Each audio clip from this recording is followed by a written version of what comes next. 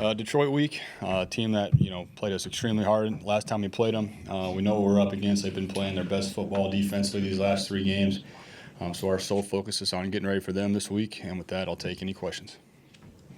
Clint, how do you think play calling, from your perspective, is going to change with Dalvin not being in? And what can you learn from those previous 2 games this season, or take from those games? Yeah, there's some things that will have to change, some little tweaks here and there. But I got full confidence in Alexander, and Kene is going to get some opportunities.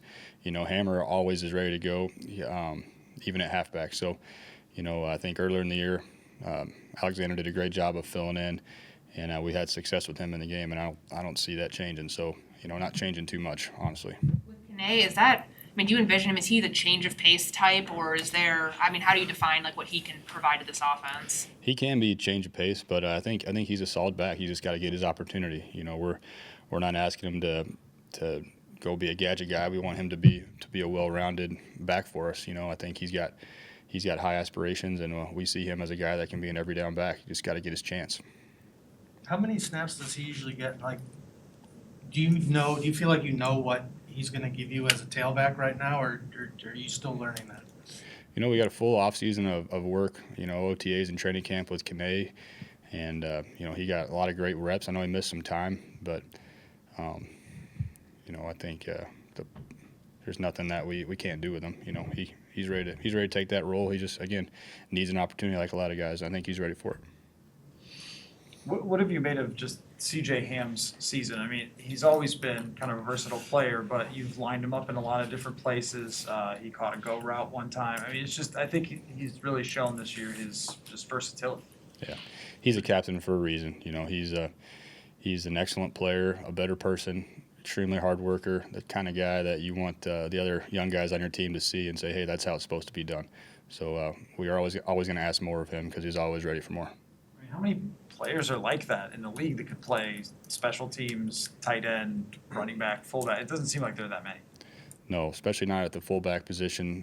It's just, speaks to his character and, as many things as he can do. It's not because he just walked here and is athletic enough just to do whatever. He really works at it. He's one of the first guys in, last guys out, and he's always looking to improve. So it's no surprise to anybody that he's been successful, and he's going to just keep doing the little things and make himself that way. When did you guys notice that Justin could throw the ball a little bit? I couldn't tell you that first time. I don't know the first time that was, but I know he's got a good lineage. His brother being a quarterback. Justin played some high school quarterback, and just seeing him before practice tossing it around looked pretty natural. What kind of advantage is that? Everybody's so focused on him for it to be able to. Is that something that teams will adjust to, or can you keep going to that well?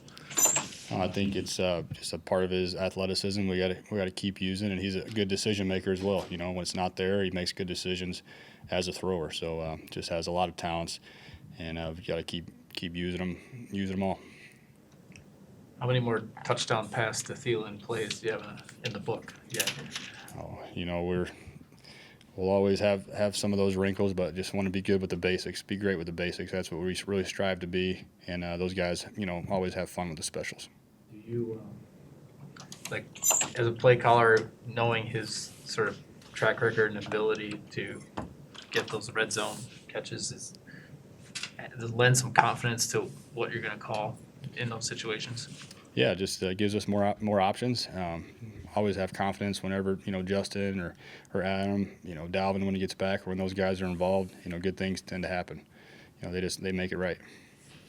This will be the first time you've faced a team for the second time in this role. I was wondering how you go about incorporating what you learned the first time around, or if they've changed things up, or if they were just more efficient at executing. You mentioned how it's kept points off the board lately. Yeah, last game they played us really well. We had our hands full, came down to the wire. We have a lot of respect for these guys. Obviously, coming out in the second time, you use that first game as intel, as we do, all the games. But just rely on our coaching staff to everybody put their heads together and see what the best plan is going forward. Hey, Clint, where have you seen the most development from Ezra Cleveland so far this year?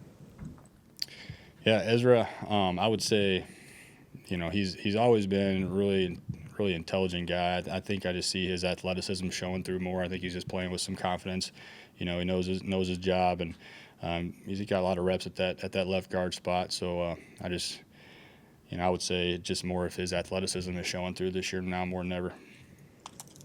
And from the outside looking in, the additional aggressiveness seems to have energized a lot of the guys on your offense. Have you seen that, or because they look at it as a form of confidence that you guys have in them, but what have you seen? Yeah, honestly, our guys they've always been so confident, so energized. Sometimes it doesn't show through when you don't win a game, you don't have the results you want. We just have a really really incredible group of guys, mature guys that take football really seriously, but also have a good time. And we also got great players. Rick Spielman has a lot of great players on our offense, and their character is really high. And I know that's important to him in the draft, and it shows through this time of year when times are tough and you're making a playoff run. Guys with high football character, we have those guys on offense. Klint, there was obviously a pretty big play in the last game, 3rd and goal, where there was a lot of confusion before the snap and a timeout got called. When you see that, I guess, kind of panic at the line of scrimmage, what's going through your mind in those moments? Yeah, we're just glad we had timeout to regroup and get it right, but just didn't execute in that moment, and I had to burn one. So just go back and watch tape, harp on the guys how important those those timeouts are, and how important it is to all be on the same page. But that happens in football. You don't want it to, but hey, you have a short memory, and you get back together and you go to the next play. It kind of makes me think about the speaker and Kirk's here. Do you ever talk to him, if you guys get up to the line of scrimmage early about what you're seeing or anything, or is it just get the play in and get out? Sometimes, it cuts off right at 15 seconds, so it's harder to do that. But, Kirk, he's so dialed in throughout the week. You get the call to him, and he knows what we're looking for. That's, why we practice. So typically doesn't take a lot, just quick communication and let him go take it from there. Justin started the month kind of like, as you guys were talking about, kind of overlooked in the offense. He finishes the month as player of the month. Was that an easy transition to just get him back involved, or what all went into it from your standpoint? I think it's just been he's just had a really good month, and his teammates had a good month. We talked to the guys this morning and congratulated Justin and say it's not only an individual award, but it's a team award, and everybody's involved in that. Offensive line, quarterback, other receivers in the route concepts, running back protected. So it's a team accomplishment, and I know he's a team guy and he knows that too. But he's been played phenomenal. He's done a great job this last month, and I know he's not satisfied, and everyone has bigger aspirations than a month-long award, even though we are very fired up for him. Did it feel like within that stretch that the offense was leaning in more to a pass-first mentality, or was that just a game-by-game thing? It's just a play-by-play thing for me. I know it's easy maybe to look back and see that maybe we're pass first more so now, but it's just taking in more information about our guys and me learning more what they do well and what each play and each situation calls for. So just have a really narrow focus, I would say, and I'm not really looking back as much.